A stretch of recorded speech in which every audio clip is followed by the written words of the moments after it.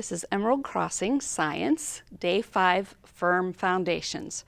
So we want the kids to build their life, put their foundation in Jesus Christ, solid as a rock, right?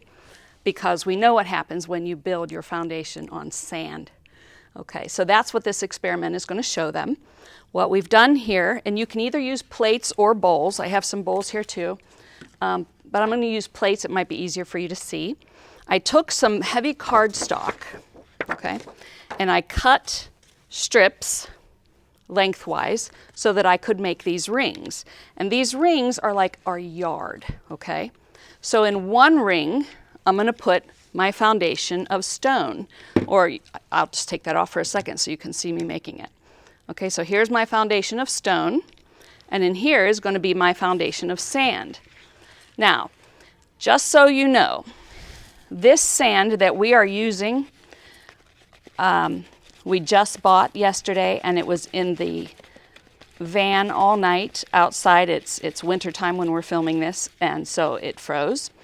And it's not necessarily as dry as I would like it to be. So if you are using fresh sand, please make sure that it's dry in order for this to work well. Okay, so Matthew is going to build us a house on the sand. And then we'll also have a house over here on the rocks, okay? And you can just tell the kids, make it as high as you can or as high as you want. Ideally, we're going to make it that this is 6 blocks high. Yours is 4 or 5 blocks high. That's fine. And then what we're going to do is we're going to open up our yard.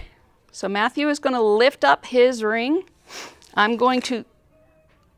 Oh, Matthew, your house fell down, but mine didn't. Okay, so we have had some instances when we were trialing this one that these blocks didn't fall right away. So then we made a little, not that hard because this one wasn't supposed to fall. We gave it a little earthquake to see if it would fall. If you just do it gently enough, the sand one will fall, and this one made it through. So there you go, firm foundations.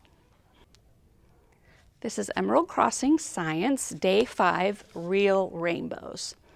Okay, so this one, we're just trying to make some real rainbows for the kids to see, and we talk a little bit about Ireland, and we touch on some of the myths. We don't want to spend too much time there, though.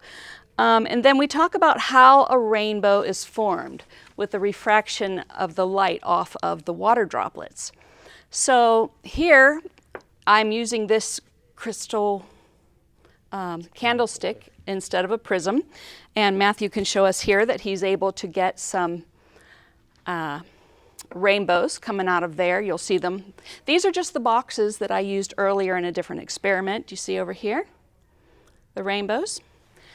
If you don't have a prism, something like this you might have around the house that would work for you. Okay, where'd they go? Oh, here they are. And also, rainbows are in full circles also. A lot of people don't realize that, especially the kids. All right, the next option we have for finding rainbows is to reflect the light off of a mirror that is submerged in just a little bit of water. We haven't had much luck getting this one to work. Perhaps if it's a sunny day and you want to try this outside, you might have a little better luck. Same thing with the sprayer. I have a little mister here. I can spray. You can see the mist, which this is where the real rainbows are coming from, is the little mist in the air, and the light, sunlight comes through it and projects a rainbow. So this is an option too. Now the surefire way to find a rainbow is just on a disc, a CD or DVD disc. You don't even have to shine a light onto it, just any light in the room, and you can see how the colors are going to change there. So kids just get to learn a little bit about separating the light, the white light, into its different colors. And that is Emerald Crossing Science.